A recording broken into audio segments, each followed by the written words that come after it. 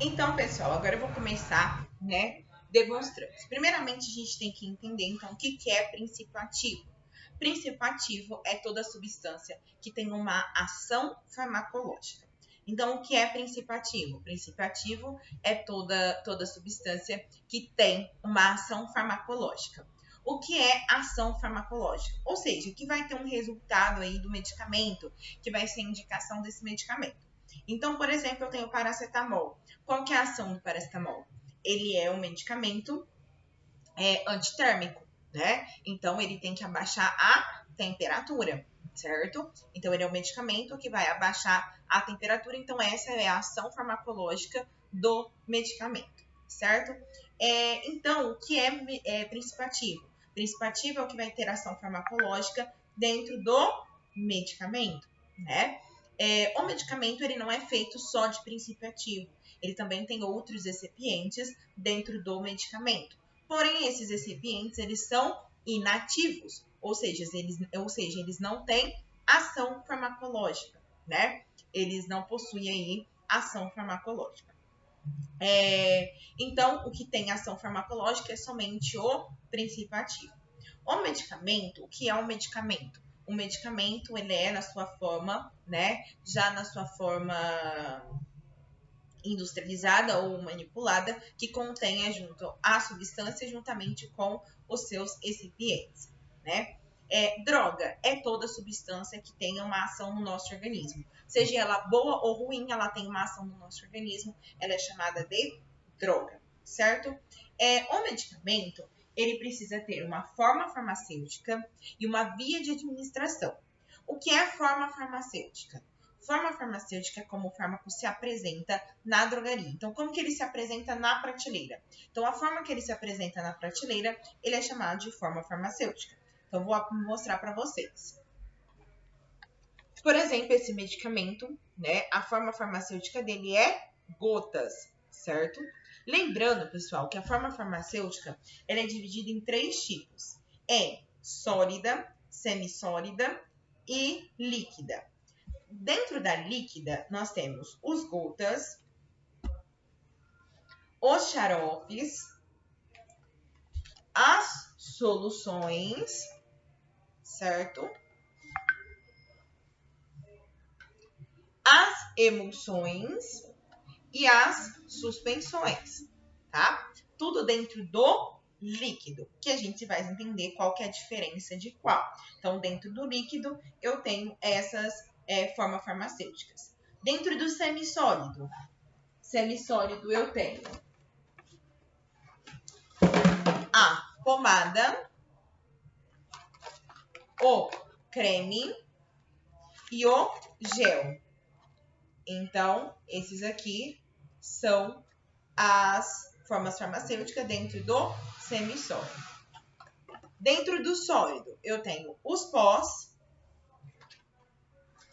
as cápsulas e os comprimidos, certo?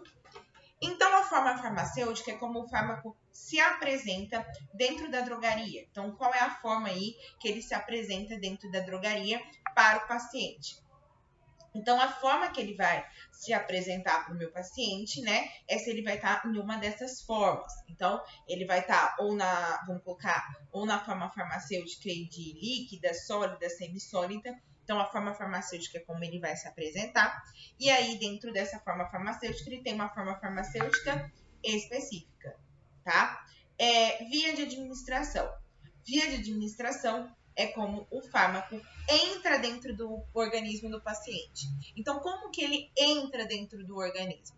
De alguma forma, certo? Então, ele vai entrar como uso oral é uma via de administração, uso intramuscular é uma via de administração, enfim, todas as vias, via uso tópico, via tópica é uma via de administração. Então, a via de administração é como o fármaco vai entrar dentro do nosso organismo. Vocês vão ouvir eu falando isso o curso todo, tanto de forma farmacêutica quanto via de administração, porque vocês têm que decorar, né, como que funciona essas via de administração, essa forma farmacêutica. Então, vocês têm que decorar como que ela funciona, tá? A via de administração e a forma farmacêutica determina a ação do medicamento, o tempo de ação, tá? Então, se ela vai demorar muito tempo, se ela não vai, qual que vai ser a ação do meu medicamento? Então, quem vai determinar isso, tá? Quem vai determinar o tempo é o forma farmacêutica e a via de administração. Por quê? Por exemplo, nós temos aí os sólidos, semissólidos e o líquido. O líquido é a que tem ação mais rápida entre as formas farmacêuticas. Então, tudo que é líquido tem uma ação mais rápida. Porém, quando a gente vai falar de via de administração, a mais rápida é quando a gente coloca no endovenoso, tá? Ela é uma solução, então ela é uma forma farmacêutica líquida. E a mais rápida é quando a gente coloca ela no endovenoso, diretamente na corrente sanguínea, tá?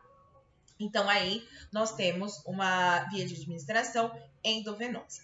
Nós temos dois tipos. Nós temos medicamentos que têm ação enteral e medicamentos que têm ação parenteral. Qual é a diferença, né? A enteral, ela tem passagem pelo sistema gastrointestinal. Então, o que é o sistema gastrointestinal? O estômago e o intestino. Então, tudo que passa pelo estômago e o intestino, nós chamamos de enteral, de ação enteral. Ação parenteral não passa pelo sistema gastrointestinal, que são as vias de administração intramuscular, endovenosa, via subcutânea e intradérmica, tá? Então, essas daí não passam pelo sistema gastrointestinal. Por quê? Elas é colocada numa musculatura, ou elas é colocada diretamente na corrente sanguínea, ou ela é colocada entre a hipoderme e a derme, enfim, elas não passam, né? Então, elas não passam pelo sistema gastrointestinal, então elas são classificadas como parenterais. Tudo que passa pelo sistema enteral tem que passar pelo sistema gastrointestinal. Então, o Tilemax, que ele é um medicamento gotas, ele é parenteral ou enteral?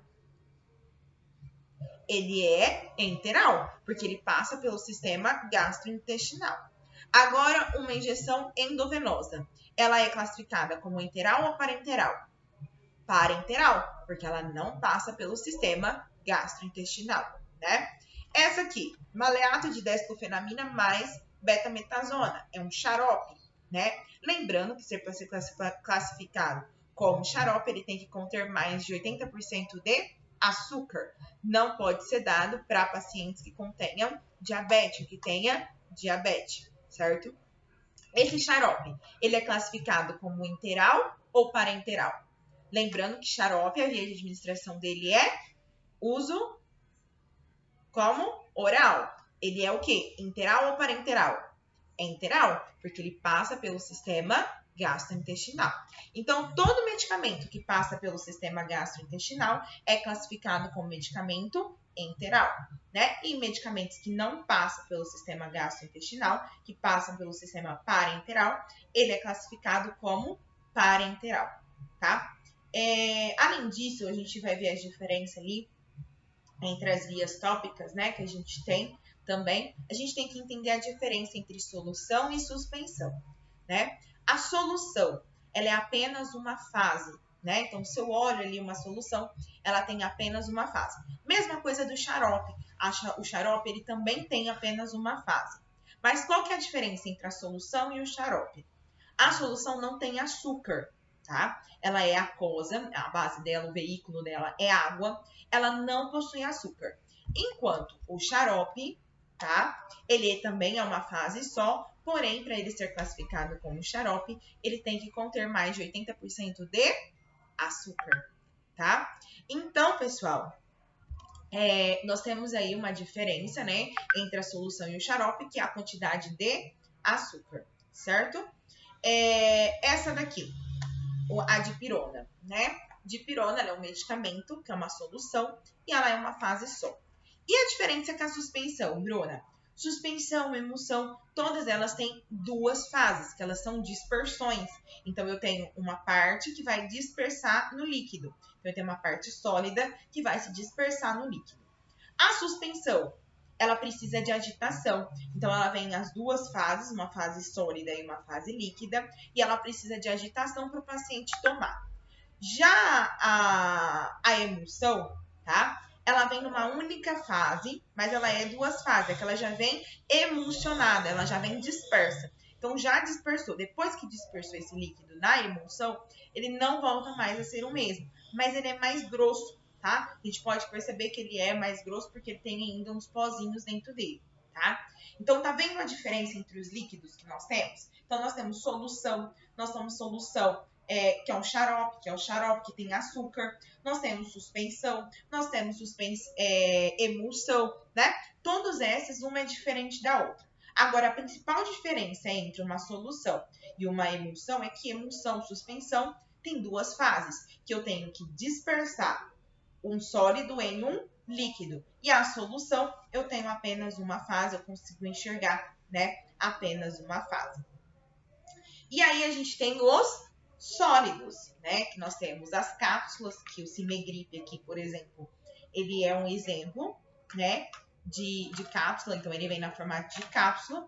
O Loratadine, que é um antialérgico, ele vem na forma de comprimido, né? E além disso, nós temos também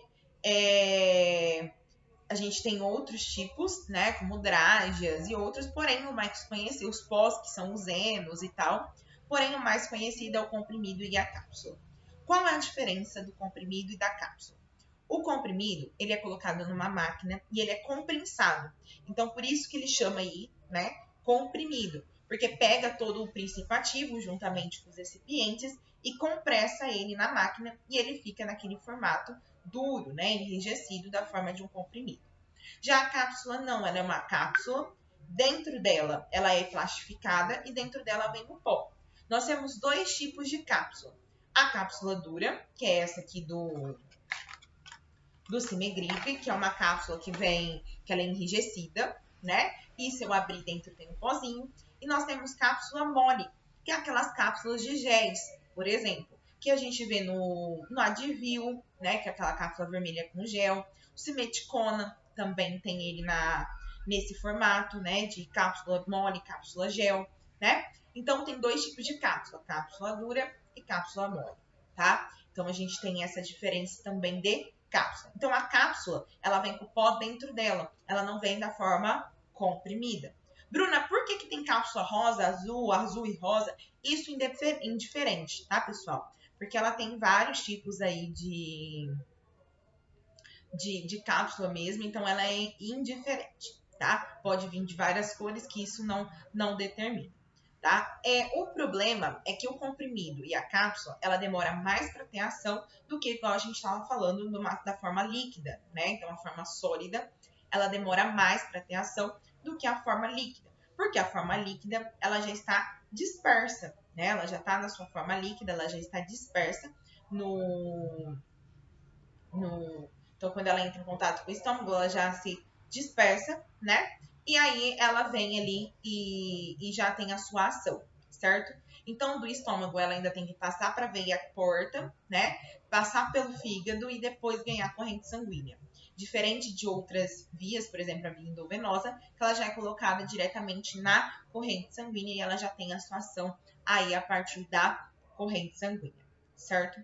Então, se a gente for comparar, então, se eu perguntar para vocês qual forma farmacêutica tem efeito mais rápido? Sólido, semissólido ou líquido? Líquido, tá? Então, todo líquido tem ação mais rápida. Qual que tem ação menos rápida? Semissólida, tá? O semissólido, ele tem uma ação mais lenta, uma ação que demora mais.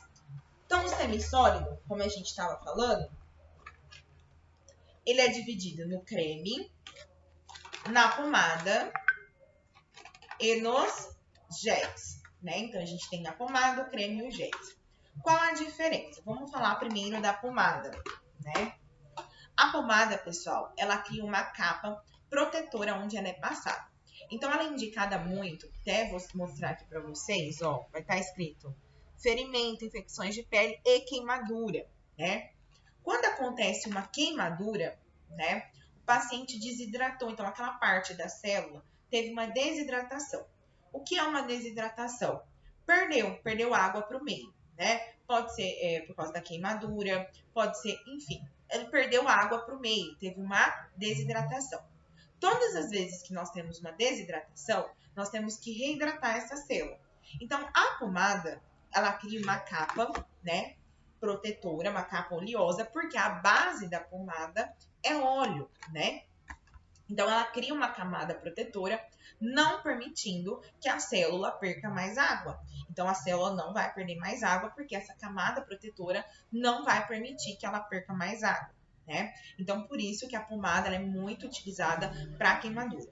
Posso passar pasta de dente? Não, porque isso vai ressecar mais o lugar por causa do flúor, né? Não pode passar pasta de dente, não pode passar borra de café, né? Então, a pomada ela é muito utilizada para assadura, que é uma queimadura, para queimaduras de segundo ou primeiro grau, né, que é utilizada a pomada. Então, quando a gente vê lá nos filmes que eles passam aquela parte prata no paciente, né, aquela proteção, é para não perder mais líquido, para o paciente não perder mais líquido. Então, provavelmente, esse paciente está queimado, perdeu ali a manta térmica, e a manta térmica ela segura a temperatura do corpo e não deixa perder mais líquido, né? Então, a pomada ela tem essa utilização. O gel, né, que é aquele unimesolida gel, ele tem a função, pessoal, a base dele é álcool. Então, se eu passar, por exemplo, um gel numa queimadura, eu vou ressecar mais lugar. Por exemplo, agora que a gente está passando muito álcool em gel na mão, a gente pode perceber que nossa mão vai ficando mais ressecada, né? Devido aí o álcool que vem nos géis. O gel ele tem uma ação rápida, porque ele penetra rapidinho na musculatura. Porém, ele não pode ser utilizado em infecções de pele, porque ele vai arder. E também não pode ser passado em casos de assadura, em casos de queimadura, porque ele vai desidratar mais a pele, porque o álcool desidrata mais a pele e a pele fica ressecada. Já o creme, né? A base do creme é água, né? O creme pode ser passado em queimadura? Pode, até pode ser passado em queimadura, pessoal, não tem problema. Porém, o creme, ele não vai criar essa camada e ele vai ser absorvido rapidamente, né? Porque como ele é feito de água, ele perde a água para o meio e ele é absorvido, ele evapora muito rápido. Então, o creme ele é mais para infecções de pele, tá? E não para uma queimadura, porque a queimadura eu preciso fazer essa capa, essa manta aí protetora, para não perder mais água, né? Então, o creme, a base dele é água e ele é utilizado para esse tipo de situação, tá bom? Então, o creme eu utilizo ele para essa base aí, né? Eu passo esse creme com esse intuito, certo? Então, eu passo o creme. Então, se eu tiver uma queimadura, posso passar quem? Pomada, creme ou gel? Pomada, porque a pomada cria essa capa protetora e não perde mais. Infecção de pele, o creme, certo? Dores muscular, o gel, né? Então, deu para entender a diferença de cada um, né? E a diferença, então, qual a forma farmacêutica que tem ação mais rápida? O líquido, né? Entre o semissólido, o sólido e líquido, o líquido tem aí uma ação muito mais rápida. E agora, nós vamos falar, né, de medicamento referência, genérico, que vocês precisam entender, que eu vou mostrar aqui para vocês, de uma forma mais didática. Então, vou mostrar para vocês e suas prescrições também aqui na bula, né, perdão, na prescrição, como eles devem ser prescritos, tá bom? Então, a gente já vai para outro vídeo. Beijo!